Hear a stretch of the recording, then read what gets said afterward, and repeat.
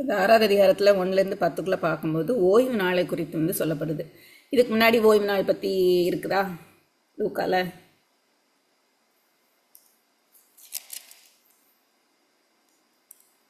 லூக்கால இதுக்கு முன்னாடி ஓய்வு நாள் பற்றி இருக்குதா, கொடுக்கப்பட்டிருக்குதா? இல்லைன்னு நினைக்கிறேன். நினைக்கிறேன். 1ல இருந்து 5 வரைக்கும் கிடையாது இல்ல? 1லேருந்து 5 வரைக்கும் இல்லையா? 2வது இல்லை. அதிகாரத்துல தான் சர்ச்சுக்கு போகணும். ஆ இப்பதான் நம்ம அப்படி இந்த ஓய்வு நாளை சுத்தமாக்குறதுன்ற வசனம் வந்து இல்ல? 4வது அதிகாரத்தில் ஓய்வு நாளில் தான் நாசரேத்தில் ஃபஸ்ட்டு அவர் வந்து உபதேசிக்கிறார். சரியா? 4வது அதிகாரத்தில் 16. 4:16 அவர் வந்து ஓய்வு நாளில் நாசரேத்தில் தன்னுடைய ஊழியத்தை அவர் ஆரம்பிக்கிறார். அதுக்கப்புறம் வந்து 31வது வசனம் கப்பர்நகும் அடுத்து. சரியா? கப்பர்நகுமில் ஓய்வு நாளில் அவர் வந்து போதிக்கிறார். ஸோ அதை ஞாபகத்தில் வச்சுக்கோங்க. ஃபஸ்ட்டு நாசரேத் போகிறாரு. நாசரேத்தில் தான் அவருடைய சொந்த ஊர். அதில் தான் வந்து தீர்க்கதரிசி ஒருவனும் தன் ஊரிலே அங்கீகரிக்கப்பட மாட்டான். அதுக்கப்புறம் அடுத்த ஊரை காமிக்கிறாரு. யார்? லூக்கா. கப்பர்நகும் அப்படின்னு சொல்லி. கப்பர்நகும் தான் அவரோட தங்குகிற இடமா இருந்தது. அவர் அந்த இடத்துல தான் வந்து தங்குறாரு அப்படிங்கிறத நம்ம பார்க்குறோம். அதுக்கப்புறம் இங்கே தான் வருது. அப்போ அந்த 2 இடங்கள்லையும் வந்து நாசரேத், கப்பர்நகுமில் வந்து ஓய்வு நாளில் என்ன நடக்குது? அவர் உபதேசம் பண்ணுகிறத வந்து காமிக்கிறாங்க. இந்த இடத்துல வந்து ஓய்வு நாளில் அவர் சொஸ்தமாக்க போகிறாரு, இல்லை லாவை மீறுக போகிறாரா அப்படிங்கிறது தான் வந்து பரிசேயர் பார்க்க போகிறாங்க. பரிசேயர் வந்து இதுக்கு முன்னாடி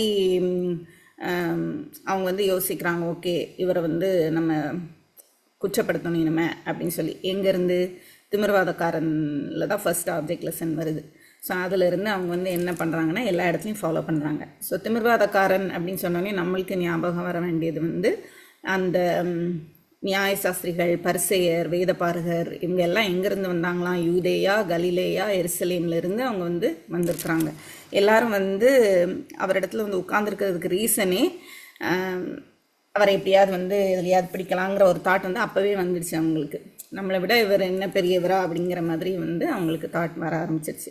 அதுக்கப்புறம் தான் அவங்க வந்து எல்லா இடத்துலையும் ஃபாலோ பண்ணுறதை நம்ம பார்க்குறோம். ஸோ இந்த இடத்துல வந்து பஸ்கா பண்டிகையின் 2ஆம் நாளைக்கு பின் வந்த முதலாம் ஓய்வு நாள் அப்படின்னு சொல்லி சொல்லப்பட்டிருக்கு. இப்போ பஸ்கா பண்டிகை வந்து நம்மளுக்கு தெரியும் 14வது நாள், நிசான் மாதம் 14வது நாள் வந்து அவங்க பஸ்கா பண்டிகையை கொண்டாடுறாங்க. பஸ்கா பண்டிகையின் 2ஆம் நாளைக்கு பின் வந்த முதலாம் நாள். பஸ்கா பண்டிகையின் 2ஆம் நாள் என்ன? யாருக்கா தெரியுமா?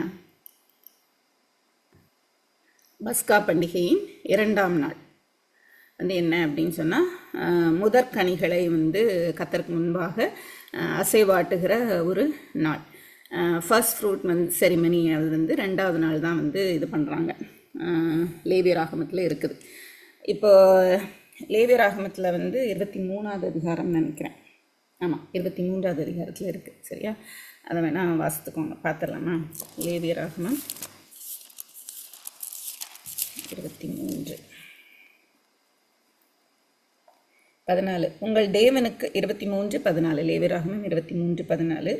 உங்கள் தேவனுக்கு காணிக்கையை நீங்கள் கொண்டு வரும் அந்நாள் மட்டும் அப்பமும் வாட்டிய கதிரும் பச்சை கதிரும் புசியீர்களாக. இது உங்கள் வாசஸ்தலங்களிலெல்லாம் உங்கள் தலைமுறைதோறும் செலுத்த வேண்டிய கட்டளை. நீங்கள் அசைவாட்டும் கதிர்கட்டை கொண்டு வரும் ஓய்வு நாளுக்கு மறுநாள் முதற்கொண்டு எண்ண துவங்கி 7 வாரங்கள் நிறைவேறின பின்பு. இதெல்லாம் வந்து அந்த ஃபஸ்ட்டு நாள் வந்து பஸ்கா பண்டிகை, 2வது நாள் வந்து இந்த அசைவாட்டுறாங்க. அதுக்கப்புறம் வந்து 7 வாரங்கள் கணக்கிட்டு அந்த பெந்தைகோஸ்தே நாள் வந்து அவங்க கால்குலேட் பண்ணுறாங்க. சரி, இதெல்லாம் வந்து லேவியராகமத்தில் இருக்குது. இப்போது பஸ்கா எதுக்கு இதை வந்து லூக்கா சொல்கிறாருங்கிறதுக்கு தான் இதுக்கெலாம் நம்ம போகிறோம். பஸ்காவின் 2ஆம் நாள் அப்படின்னு சொல்லும்போது கதிர்கட்டை எடுத்துகிட்டு வந்து அவங்க வந்து கர்த்தருக்கு முன்பாக அசைவாட்டுகிற நாள். அதற்கு பின் வந்த முதலாம் ஓய்வு நாள் அப்படின்னு அவர் வந்து சொல்கிறார். லூக்கா வந்து எழுதுகிறார். ஏன் இவ்வளோ டீட்டெயில்டாக இவர் எழுதுகிறாரு அப்படின்னு சொன்னால், பின்னாடி பரிசேயர்கள் குற்றம் சாட்டுறாங்கல்ல, குற்றம் சாட்டுறதுக்கு ரைட் கிடையாது, ஏன்னா இவங்க தப்பு பண்ணலை அப்படின்னு காமிக்கிறதுக்கு ப்ரூஃப் தான் அந்த வார்த்தை. இப்போ பஸ்கா பண்டிகை வந்து எப்படின்னா, அது கர்த்தருடைய மகா பெரிய பரிசுத்த ஓய்வு நாள். அது எந்த நாளாக வேணாலும் இருக்கலாம். தேர்ஸ்டேயாக இருக்கலாம், சண்டே, மண்டே, டியூஸ்டே, வாரத்தில் எந்த நாளாகவும் இருக்கலாம். பஸ்கா வந்து ஒவ்வொரு மாதமும் ஒவ்வொரு வருஷமும் நிசான் மாதம் 14வது நாள் கொண்டாடப்படுகிறது. அப்போ அந்த நாள் வந்து ஓய்வு நாள். அதற்கு 2ஆம் நாள் வந்து என்ன? அசைவாற்ற நாள். அதற்கு பின் வந்த முதலாம் ஓய்வு நாள். ஃபார் எக்ஸாம்பிள் இப்போ பஸ்கா வந்து தேர்ஸ்டே இருக்குன்னு வச்சுக்குவோம், சரியா? தேர்ஸ்டே வந்து பஸ்கா வந்துச்சு. 2ஆம் நாள் அப்படின்னு சொல்லும்போது அசைவாட்டியாச்சு, அது ஃப்ரைடே அப்படின்னு எடுத்துக்கிறோம்.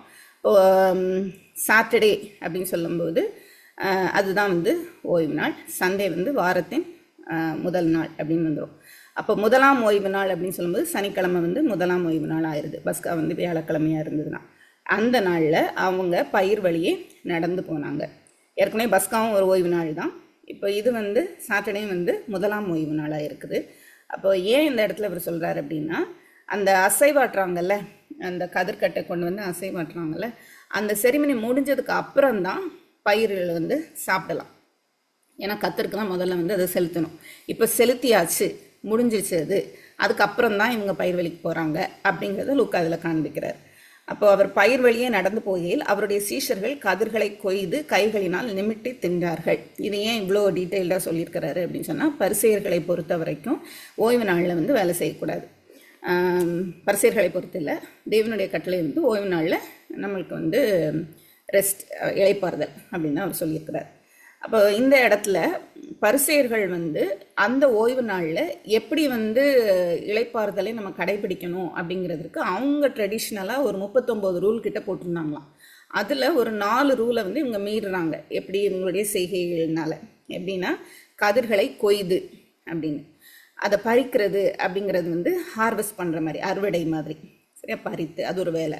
அடுத்து வந்து கைகளினால் நிமிட்டி அப்படின்னு சொல்லும்போது கையில் எப்படி நம்ம இது பண்ணுவோம்ல, அந்த நெல்லையோ இல்லை கோதுமையோ இருந்திருக்கலாம், கோதுமை இருந்திருக்கலாம் அப்படின்னு சொல்லுவாங்க. அப்போ அதை வந்து இப்படி உதிர்க்கும் போது அதனுடைய அந்த அது என்னன்னு சொல்லுவோம், தோல், சரியா? அது வந்து காற்றுல பறந்து போயிடுது. இவங்க இப்படி பண்ணுறது வந்து ஒரு வேலை. என்ன வேலை அப்படின்னு சொன்னால், பிரித்து எடுப்பாங்கள்ல, கோதுமையை தனியாகவும் அந்த பதரை தனியாகவும் வந்து பிரித்து எடுப்பாங்கள்ல, அதை போல் ஒரு வேலை செய்கிறதுக்கு ஈக்குவல். எது? கைகளையில் இப்படி தேய்ச்சி அதை எடுக்கிறது வந்து அந்த ஒரு வேலை. அப்போ கதிரை பறிக்கிறது ஒரு வேலை, நிமிட்டுறது ஒரு வேலை, அப்புறம் அந்த ஊதி அந்த பதரை தள்ளுறது வந்து ஒரு வேலை, அப்புறம் சாப்பிட்றது ஒரு வேலை. இப்படி இத்தனை இதை வந்து இவங்க மீறிட்டாங்க. அப்படிங்கிற மாதிரி யார் கொண்டு வராங்க அப்படின்னு சொன்னால், பரிசேயர்களில் சிலர் அவர்களை நோக்கி, ஓய்வு நாளில் செய்யத்தகாததை நீங்கள் ஏன் செய்தீர்கள்? ஏன் செய்யத்தகாததுன்னா, அவங்க போட்ட ரூலில் 4 ரூலை வந்து இவங்க மீறிட்டாங்க அப்படிங்கிறது தான் வந்து அவங்க சொல்லி, செய்யத்தகாததை நீங்கள் ஏன் செய்கிறீர்கள் என்று கேட்டார்கள். இயேசு அவர்களுக்கு பிரதியுத்தரமாக, அப்போ இயேசு வந்து ஒரு இதை வந்து சொல்கிறார். நம்மளை பொறுத்த வரைக்கும் இதெல்லாம் எப்படி ஒரு வேலைன்னு நம்ம கன்சிடர் பண்ண முடியும் அப்படின்னு நம்ம நினைப்போம். பரிசேயர்கள் எவ்வளோ இதாக இருந்திருக்கிறாங்க அப்படிங்கிறதுக்கு தான் இந்த காரியம். ஒன்றுமே இல்லாததை இவ்வளோ பெருசாக ரிலேட் பண்ணி அதை ஒரு குற்றமாக, நியாயப்பிரமாணத்தை மீறுகிறதா கொண்டு வர முடியுமா அப்படின்னா அது பரிசேயர்களால் முடியும். அப்போ எந்த அளவுக்கு அவங்க வந்து ஸ்ட்ரிக்டாக இருந்திருப்பாங்க. இதுக்கு முன்னாடி நம்ம பார்க்கும்போதும் திமிர்வாதக்காரன் வந்து சுகமடைஞ்சால் அது எவ்வளோ பெரிய சந்தோஷம். ஆனால் அவங்க என்ன சொன்னாங்க? ஓய்வு நாள் இந்த எப்படி வந்து சுகப்படுத்தலாம், எப்படி வந்து பாவங்களை மன்னிக்கிறேன்னு வந்து சொல்லலாம் அப்படிங்கிற ஒரு இதில் தான் இருந்தாங்க. ஸோ இந்த இடத்துல பார்க்கும்போது இன்னும் அவங்க எவ்வளோ தூரம் வந்து பிளைண்டாக இருக்கிறாங்க அப்படிங்கிறது வந்து லூக்கா காமிக்கிறார். இயேசு அவர்களுக்கு பிரதித்திரமாக, தாவீதும் அவனோடு இருந்தவர்களும் பசியாக இருந்தபோது செய்ததை நீங்கள் வாசிக்கவில்லையா? அவன் தேவனுடைய வீட்டில் பிரவேசித்து ஆசாரியர் மாத்திரமே தவிர வேறொருவரும் புசிக்கத்தகாத தேவ சமூக தப்பங்களை கேட்டு வாங்கி. இந்த ஸ்டோரி வந்து நம்மளுக்கு தெரியும். 1 சாமுவேல் 21வது அதிகாரம் 1லிருந்து 6வது வசனத்தில் இருக்குது. தாவீது வந்து சவுலுக்கு தப்பி ஓடி வரும்போது ஐமெலேக்குன்னு சொல்லிட்டு ஒரு ஆசாரியன் அங்கே இருக்கிறாரு. அங்கே போய் இவர் வந்து கேட்குறாரு பசியினால். அப்போ அங்கே வந்து தேவ சமூகத்து அப்பங்கள் தவிர வேறு எதுவுமே இல்லை. ஏன்னா கூடாரத்தில், ஆசிரிப்பு கூடாரத்தில் வந்து அப்பங்களை மாற்றி மாற்றி வந்து வைப்பாங்க. அப்படி வைக்கிறப்போ அதை வந்து ஆசாரிகள் மட்டும்தான் சாப்பிட முடியும். மாற்றி அடுத்தது வைக்கிறப்போ அந்த முந்தின இதை வந்து ஆசாரிகள் மட்டும்தான் சாப்பிட முடியும். ஆனால் அந்த இடத்துல வந்து தாவீதுக்கு கொடுக்கப்பட்டது. தாவீது வந்து அதை சாப்பிட்டாரு அப்படிங்கிறத நம்ம பார்க்குறோம். அப்போ அந்த இடத்துல ஆசாரியன் பண்ணது என்ன அப்படின்னு சொன்னால், ஒரு இரக்கம் காண்பிச்சது. அப்போது தேவன் வந்து சொல்லுவார், பலியை எல்லாம் இரக்கத்தையே விரும்புகிறேன் அப்படின்னு. அப்போ தேவனுடைய நியாயப்பிரமாணம் அப்படிங்கிறது வந்து நீங்கள் உங்களுடைய கோத்திரங்களுக்குள்ள ஒரு நியாயம் இருக்க வேண்டும், ஒரு இரக்கம் இருக்க வேண்டும், ஒரு சமத்துவம் இருக்க வேண்டும், அன்பு இருக்க வேண்டும். இதை தான் அவர் நியாயப்பிரமாணத்தில் கட்டளையிட்டது. ஆனால் அவங்க வந்து லிட்ரல் ரூல்ஸாக அதை வந்து எடுத்துக்கிட்டாங்க. இப்போ ஏன் இவர் தாவீது இந்த இடத்துல கொண்டு வராரு அப்படின்னு சொன்னால், தாவீது வந்து அந்த காலத்தில் 1 சாமுவேல் 21வது அதிகாரத்தில் நடந்த அந்த இன்சிடென்ட் பீரியடில் அவர் அபிஷேகம் பண்ணப்பட்ட ஒரு ராஜா. ஆல்ரெடி அவர் வந்து ராஜாவாக அபிஷேகம் பண்ணப்பட்டிருக்கிறார். அப்போது ஒரு ராஜா அபிஷேகம் பண்ணப்பட்டவர் வந்து ஆசாரியர்கள் மாத்திரமே சாப்பிடக்கூடிய அந்த அப்பங்களை சாப்பிடும்போது, அதே போல் ஆசாரியர்கள் வந்து ஓய்வு நாளில் அவங்க ஓய்ந்திருக்கலாம். அவங்களுடைய வேலைகள் எல்லாம் அவங்க செய்து கொண்டு தான் இருந்தாங்க. ஆசாரிப்பு கூடாரத்தின் வேலைகள் எல்லாம் வந்து அவங்க செய்து கொண்டு தான் இருந்தாங்க. அப்போ இந்த மாதிரி இருக்கிறப்போ வேறொருவரும் புசிக்கத்தகாத தேவ சமூக அப்பங்களை கேட்டு வாங்கி தான் புசித்ததும் அன்றி தன்னுடனே கூட இருந்தவர்களுக்கும் கொடுத்தான். அப்போ தாவீது தன்னோடு கூட இருந்தவர்களுக்கும் கொடுத்தான் அப்படின்னு சொல்லும்போது, இந்த இடத்துல அவர் தன்னை எப்படி காமிக்கிறாரு அப்படின்னு சொன்னால், தான் அபிஷேகம் பண்ணப்பட்ட ஒரு ராஜா. இப்போ அவர் கூட இருக்கிற சீஷர்களுக்கு அவர் வந்து தன்னுடைய நியாயப்பிரமாணத்தின் காரியங்களை வந்து அவர் புரிந்திருக்கிறாரு. அதனால அவர் வந்து அதை தப்பாக பார்க்கல. ஏன்னா இந்த நேரத்தில் சீஷர்கள் பசியாக இருக்கிறாங்க, அவங்க எடுத்து சாப்பிடலாம். இப்போ நியாயப்பிரமாண இதுபடி எப்படின்னா, நீங்கள் வயலில் இருந்து கையில் பறித்து நீங்கள் வந்து அப்படி எடுத்து சாப்பிட்லாம். ஆனால் நீங்கள் வந்து அறுவடை தான் வந்து பண்ணக்கூடாது. அடுத்தவங்க வயலில் இறங்கி நீங்கள் வந்து அறுவடை பண்ணக்கூடாது. அது லாவில் இருக்குது. மற்றபடி நீங்கள் வந்து வயலில் வந்து போய் இந்த மாதிரி சாப்பிட்லாம். அப்போது இயேசு கிறிஸ்து வந்து அதை தான் வந்து காண்பிக்கிறார். அபிஷேகம் பண்ணப்பட்ட ராஜா தாவீது வந்து உங்களுக்கு பெரிய ஹீரோ. அவர் தப்பு பண்ணாருங்கிறது வந்து உங்களுக்கு தெரியலை. உங்களை பொறுத்த வரைக்கும் இது தப்புன்னா அப்போ தாவீது பண்ணதும் தப்பு தானே அப்படின்னு சொல்லி கேட்கும்போது அவங்களுக்கு வந்து ஒன்றும் சொல்ல முடியலை. அப்போது மேலும் மனுஷகுமாரன் ஓய்வு நாளுக்கு ஆண்டவராக இருக்கிறார் அப்படின்னு சொல்லி சொல்லும்போது, இதில் வந்து அவர் என்ன சொல்ல வர்றாரு அப்படின்னா, ஓய்வு நாள் வந்து யாருக்காக உண்டாக்கப்பட்டிருக்கிறது? மார்க்கில் வந்து வரும்னு நினைக்கிறேன். மார்க் 2வது அதிகாரத்தில் இதே காரியத்தை வந்து மார்க் எப்படி விளக்குறாரு அப்படின்னு சொன்னால், 2வது அதிகாரம் 27வது வசனம், மனுஷன் ஓய்வு நாளுக்காக உண்டாக்கப்படவில்லை, ஓய்வு நாள் மனுஷனுக்காக உண்டாக்கப்பட்டது அப்படின்னு சொல்லி பார்க்குறோம். இப்போ மனுஷன் வந்து ஓய்வு நாளுக்காக உண்டாக்கப்படவில்லை அப்படின்னு சொல்லும்போது, ஓய்வு நாளுக்குரிய அந்த ரூல்ஸை நீ ஃபாலோ பண்ணணும், அதுக்காக தான் ஓய்வு நாள் அப்படின்னு சொல்லி மனுஷனை வந்து அது கட்டுப்படுத்துறதுக்கு இல்லை. மனுஷனுக்கு வந்து இளைப்பாறுதல் கொடுக்கறதற்காக தான் வந்து அந்த ஓய்வு நாள் மனுஷனுக்காக உண்டாக்கப்பட்டது அப்படின்னு சொல்லி. அப்போ இந்த இடத்துல அவர் வந்து என்ன சொல்கிறாருன்னா, மனுஷகுமாரன் ஓய்வு நாளுக்கும் ஆண்டவராக இருக்கிறார் அப்படின்னு சொல்லும்போது, அகெயின் அந்த தானியேல் 7வது அதிகாரத்தில் மனுஷகுமாரனுக்கு சகல அதிகாரமும் கொடுக்கப்பட்டதுன்னு பார்த்தோம்ல. நீண்ட ஆயுசுள்ளவர்கிட்ட வந்து மனுஷகுமாரன் வந்தார், அவருக்கு எல்லாம் கொடுக்கப்பட்டது அப்படின்னு. அதனால இந்த இடத்துல திரும்பியும் மனுஷகுமாரன்கிற ஒரு வார்த்தையை வந்து அவர் சொல்கிறார். இப்போ மனுஷகுமாரன் ஓய்வு நாளுக்கும் ஆண்டவராக இருக்கிறார் அப்படின்னு சொல்லும்போது, மனுஷகுமாரன் தான் வந்து இப்போ எல்லா அத்தாரிட்டியும் அதிகாரமும் வந்து அவரிடத்துல தான் இருக்குது. அவர் வந்து ஓய்வு நாளுக்கும் ஆண்டவராக இருக்கிறார் அப்படின்னு சொல்லும்போது, ஓய்வு நாளுக்கு சர்டன் ரூல்ஸ் நீங்கள் போட்டிருக்கிறீங்க. அந்த ரூல்ஸை க்ரியேட் பண்ணது, அந்த ஓய்வு நாளை க்ரியேட் பண்ணதே வந்து தேவன். இப்போ ஆண்டவருங்கிறப்ப அந்த இடத்துல மாஸ்டர். அப்போது அந்த ஓய்வு நாளுக்கும் ஆண்டவராக இருக்கிறார் அப்படின்னு சொல்லும்போது, முழு அதிகாரமும் வந்து அவருக்கு தான் இருக்கிறது. ஓய்வு நாளில் என்ன பண்ணணும் பண்ணக்கூடாதுன்னு சொல்கிறதுக்கு அவருக்கு தான் அதிகாரம் இருக்குதுங்கிறத அவர் காண்பிக்கிறார். அப்போ அவர் தான் வந்து நியாயப்பிரமாணத்தின் நிறைவேறுதலாக இருக்கிறார். அதனால் அவர் வந்து விளக்குறார். ஸோ வந்து எல்லா நாளுக்கும் அவர் ஆண்டவராக தான் இருக்கிறார். ஆமாம், ஆனால் இங்கே ஓய்வு நாளை குறித்து நீங்கள் பேசுகிறீங்கல்ல ரூல்ஸு, அப்படி நீங்கள் பேசும்போது அந்த ஓய்வு நாளுக்கும் அவர் ஆண்டவராக இருக்கிறார் அப்படிங்கிறது தான் அவர் வந்து சொல்கிறார். அப்புறம் வேறொரு ஓய்வு நாள் அகெயின். ஸோ ஓய்வு நாளில் அடுத்து வந்து இன்னொரு நாளில் அவர் ஜெப ஆலயத்தில் பிரவேசித்து உபதேசித்தார். அங்கே சூம்பின கையுடைய ஒரு மனுஷன் இருந்தான். நம்ம லூக்கா ஏற்கனவே பார்த்த மாதிரி அவர் வந்து ஒரு ஃபிசிஷியனுங்கிறதுனால அவர் எல்லா இடத்துலையும் கடும் ஜூரம் அந்த மாதிரி நம்ம பார்த்தோம். அதே மாதிரி குஷ்டரோகம் நிறைந்தவன் அப்படிங்கிறத பார்த்தோம். இந்த இடத்துல வந்து சூம்பின கையை உடையவன் அப்படின்னு சொல்லி சொல்லப்பட்டிருக்கிறது. சூம்பின வலது கையை உடையவன். வலது கை அப்படிங்கிறதே வந்து அந்த காலத்துலையும் சரி இந்த காலத்துலையும் சரி வலது கை தான் வந்து ஃபுல் ஒர்க் பண்ணக்கூடிய ஒரு ஹேண்ட். அதே போல் வலது கரம் அப்படின்னு சொல்லும்போது அது வந்து எல்லா பவர் உள்ள ஒரு காரியம். ஒரு மனிதனுடைய இதில் அவனுடைய ஹார்ட் ஒர்க்குக்குரிய ஒரு அடையாளம் தான் வந்து வலது கை. அது சூம்பி போய் இருக்கிறது. அப்போ சூம்பின வலது கையுடைய ஒரு மனுஷன் இருந்தான். அப்பொழுது வேதபாரகரும் பரிசேயரும் அவரிடத்தில் குற்றம் பிடிக்கும்படி ஓய்வு நாளில் சொஸ்தமாக்குவாரோ என்று அவர் மேல் நோக்கமாய்ந்தார்கள். அந்த ஒரு நாள் விட்டுட்டு அடுத்த நாள் அவர் சுத்தமாக்க முடியும் தான். ஏன்னா வந்து முதல்ல இருந்தே சூம்பின கையுடைய ஒரு மனிதனாக தான் இருக்கிறான், உள்ளே இருக்கிறான். அப்புறம் அடுத்த நாள் கூட வந்து சுத்தமாக்கியிருக்கலாம். அதனால அவங்க வெயிட் பண்ணுறாங்க, இன்னைக்கு பண்ணுவாரா என்ன அப்படின்னு. அவர்களுடைய சிந்தனைகளை அவர் தேவன் அறிந்ததுனால சூம்பின கையுடைய மனுஷனை நோக்கி எழுந்து நடுவே நெல், எல்லாருக்கும் முன்பாக இப்போ திரும்பியும் விளக்கப்படுத்துகிறார். அப்போ காரியத்தில் இருந்து அவர் ஊழியத்துக்கு வந்த காரியத்திலிருந்தே அவர் வந்து காமிச்சிக்கிட்டே தான் இருக்கிறார், தான் வந்து மனுஷகுமாரன், மேசியா, அபிஷேகம் பண்ணப்பட்டவர் அப்படிங்கிறதெல்லாம்.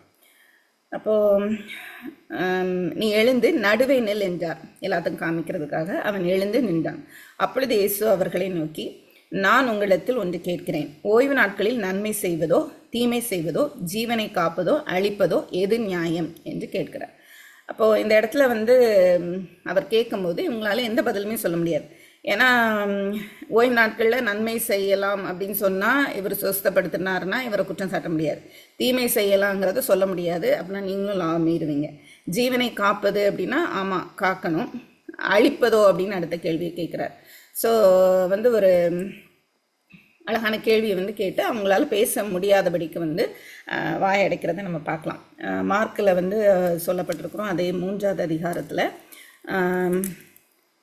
4வது வசனம், மார்க் 3:4, ஓய்வு நாட்களில் நன்மை செய்வதோ தீமை செய்வதோ ஜீவனை காப்பதோ அழிப்பதோ எது நியாயம் என்றார். அதற்கு அவர்கள் பேசாமல் இருந்தார்கள். அவர்களுடைய இருதய கடினத்து நிமித்தம் அவர் விசனப்பட்டு கோபத்துடனே சுற்றிலும் இருந்தவர்களை பார்த்து அப்படின்னு சொல்லி. அப்போ அவங்களுடைய இருதய கடினம் அப்படின்னு சொல்லும்போது ஏற்கனவே அவங்க மனசில் யோசிக்கிறாங்களே இவர் சுகப்படுத்துவாரா இல்லையான்னு பார்ப்போம் அப்படின்னு சொல்லி. ஸோ அவங்களுக்கு வந்து மனிதர்கள் மேலே இரக்கம் இல்லை, அவங்கள சுகப்படுத்தணும், சரி ஒருத்தன் சுகமான சந்தோஷம் அப்படிங்கிற எண்ணம் இல்லை, இவங்களை குற்றப்படுத்துறதுக்கு தான் இருக்கிறாங்கங்கிறத தெரிஞ்சு அவர் வந்து விசனப்படுகிறாரு அவருடைய இருதய கடினத்தை பார்த்து. அதுக்கப்புறம் அவர் கோபமடைந்து சுற்றிலும் இருக்கிறவர்களை பார்த்து அந்த மனுஷனை நோக்கி, உன் கையை நீட்டு என்றார். அப்படியே அவன் தன் கையை நீட்டினான். உடனே அவன் கை மறு கையை போல சுஸ்தமாயிற்று. அவர்களோ மூர்க்க வெறி கொண்டு இயேசுவை என்ன செய்யலாம் என்று ஒருவரோடொருவர் ஆலோசித்தார்கள். இப்போ அதே இதை நம்ம மார்க்கில் 3வது அதிகாரம் 6 பார்க்கும்போது, உடனே பரிசேயர் புறப்பட்டு போய் அவரை கொலை செய்யும்படி அவருக்கு விரோதமாய் ஏரோதியரோடே கூட ஆலோசனை பண்ணினார்கள் அப்படின்னு நம்ம பார்க்குறோம். அப்போ ஓய்வு நாளில் வந்து சுத்தமாக்குறது தப்பு அப்படின்னு பிடிச்சவங்க அதே நாளில் உடனே அந்த இடத்துல மார்க்கில் கொடுத்துருக்கு, உடனே அவங்க என்ன பண்ணுறாங்கன்னா கொலை செய்யக்கூடாது, நியாயப்பிரமாணத்தின்படி கொலை செய்யும்படி ஏரோதியரோட அவர்கள் வந்து ஆலோசனை பண்ண போனாங்க, அப்படி ஆலோசனை பண்ணினார்கள் அப்படின்னு சொல்லி போட்டிருக்கு. அதுதான் இந்த இடத்துல மூர்க்க வெறி அவர் வந்து அப்படி எழுதியிருக்கிறார். ஏன்னா கொலை செய்யணும் அப்படிங்கிற அளவுக்கு வந்து அவங்களுக்கு வருது. அப்போ எவ்வளோ தூரம் வந்து இவங்க நியாயப்பிரமாணத்தை கடைப்பிடிக்கிறோம் அப்படின்னு சொல்கிறாங்க, நியாயப்பிரமாணத்தை இவர் கடைப்பிடிக்கிறாரான்னு டெஸ்ட் பண்ணுறாங்க. ஆனால் அவங்க பண்ணுறது என்ன அப்படின்னு சொன்னால் கொலை செய்யும்படிக்கு அவங்க ஆலோசனை பண்ணினார்கள், என்னைக்கு ஓய்வு நாளிலே. அப்போ அவங்க மேலே அவ்வளோ தப்பு குற்றங்கள் எல்லாம் வச்சுட்டு அதனால தான் இயேசு கிறிஸ்து வந்து அவர்களை பார்த்து பின்னாடி மாயக்காரரே அப்படிங்கிறத வந்து சொல்கிறார்.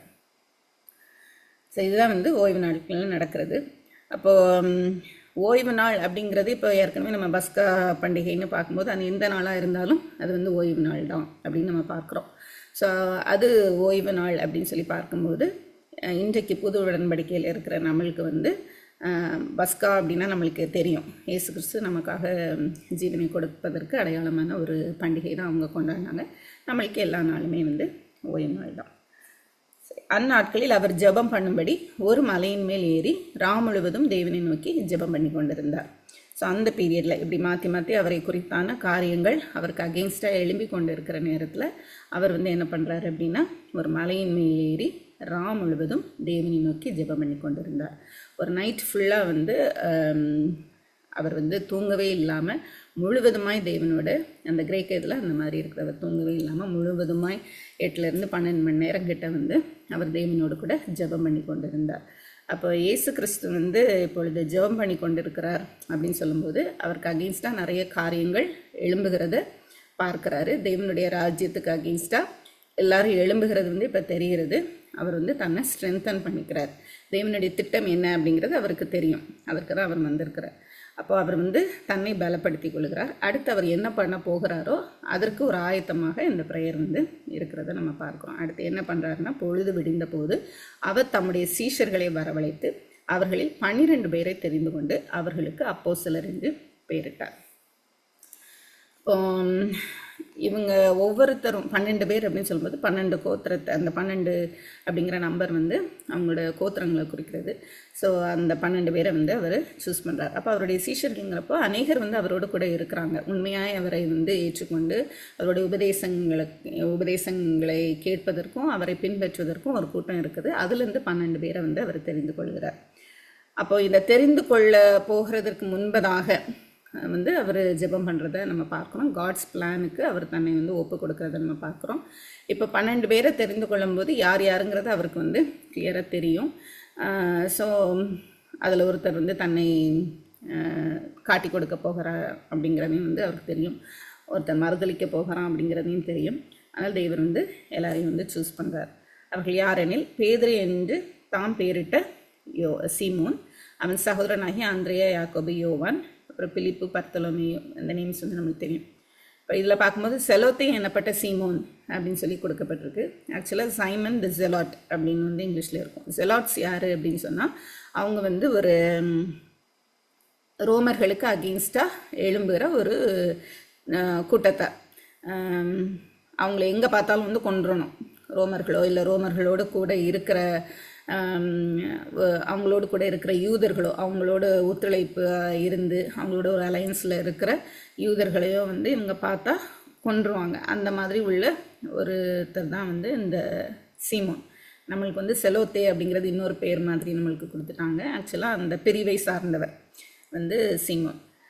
இந்த இடத்துல வந்து நம்ம பார்க்கும்போது மத்தேயு வந்து நம்மளுக்கு ஏற்கனவே தெரியும், ஆயக்காரர்னா அவங்க ஆல்ரெடி வந்து ரோமர்களோடு கூட கலந்து இருக்கிறவங்க தான். அங்கேருந்து தான் வந்து மத்தேயு வந்தார். அப்போ இயேசு கிறிஸ்து செலக்ட் பண்ணும்போதே நம்ம பார்க்கலாம், யார் இவங்கெல்லாம் வந்து மீனவர்கள். பேதுரு, யாக்கோபு, யோவான் இவங்கெல்லாம் வந்து மீனவர்கள். அதுக்கப்புறம் மத்தேயு நம்ம பார்க்குறோம். மத்தேயும் வந்து சீமோனும் கூட இருந்திருந்தாங்கன்னா கண்டிப்பாக அவங்களுக்குள்ள எவ்வளோ வெறுப்பு இருந்திருக்கணும்.